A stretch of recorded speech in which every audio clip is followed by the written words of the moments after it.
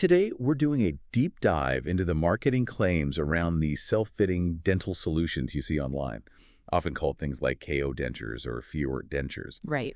Our mission is to look at the sources, consumer reports, dental standards, that sort of thing, and really analyze how these instant claims stack up against, established industry practices. Okay, but before we go any further, I think we have to hit pause for a quick educational note. Please? This whole discussion is just analytical commentary. It's for consumer transparency, and it is absolutely not medical advice or health guidance. We're just looking at the information that's publicly available. That context is so critical because the core advertisement is really powerful, isn't it? It is. They promise an instant self-fitting application, no dentist and no glue, often with a 14-day trial. It really targets people who are looking for something affordable, something fast. And what we're talking about here usually is a kind of thermoplastic material. The boil and bite solution. Exactly. Designed to sort of mimic a temporary tray impression. Okay, so let's look at the transparency piece first. If the promise is all about saving money, what do third-party consumer risk reports tell us about the websites behind these claims?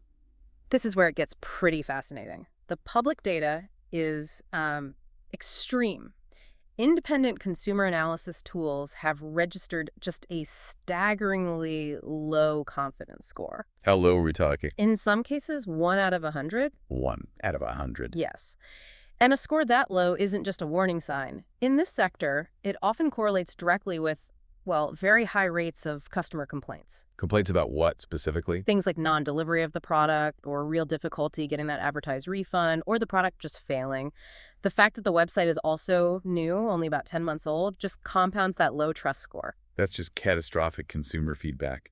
And if the risk is so public, it really shows you how compelling that price point is when professional care is out of reach for so many. It does. But it all comes back to this core promise of bypassing the professional fitting entirely. Exactly. And if you connect this to the bigger picture, you're essentially trying to substitute a sophisticated medical device with a sort of one-size-fits-all temporary fix. Which raises the big question. Why is that personalized fitting the absolute non-negotiable standard in dentistry? Right. Let's dig into that professional standard. Why is precision fitting so important?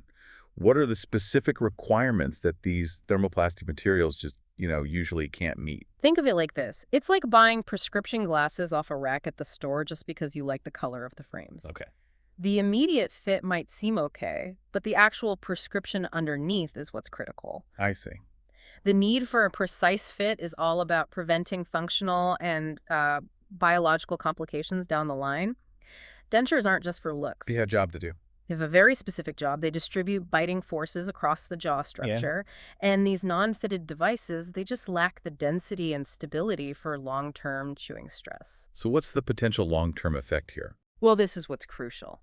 An ill-fitting appliance isn't just uncomfortable. Over time, it may lead to something called accelerated bone resorption. And what is that? That's in the alveolar ridge, which is the bone that actually supports the jaw. This means the very structure of your face and mouth could change, potentially requiring more invasive solutions later. Wow. And on top of that, a poor fit could cause soft tissue irritation, difficulty with speech, and even place unintended strain on the jaw joint, the TMJ. So a proper dental solution has to be integrated into your specific biology. It has to. It requires a professional assessment to make sure it works with your unique oral structure, your bite alignment, and all of that is done to minimize those biological risks. So to wrap up our deep dive here, we've looked at these product claims promising instant, no dentist results. And we've juxtaposed that against these third-party consumer risk reports showing extremely low confidence and the established medical necessity for professional, precise fitting.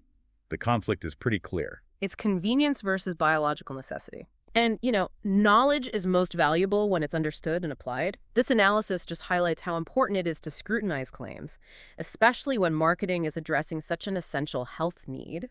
A convenience claim isn't a substitute for a medical procedure. It's not. That's the bottom line. So a final provocative thought for you. How does the rising global cost of, and lack of access to, professional dental care continue to fuel the demand for these kinds of quick, low-cost alternatives? And what global regulatory changes might be needed to draw a clearer line between what is a cosmetic device and what is truly a medical appliance? Thanks for diving deep with that.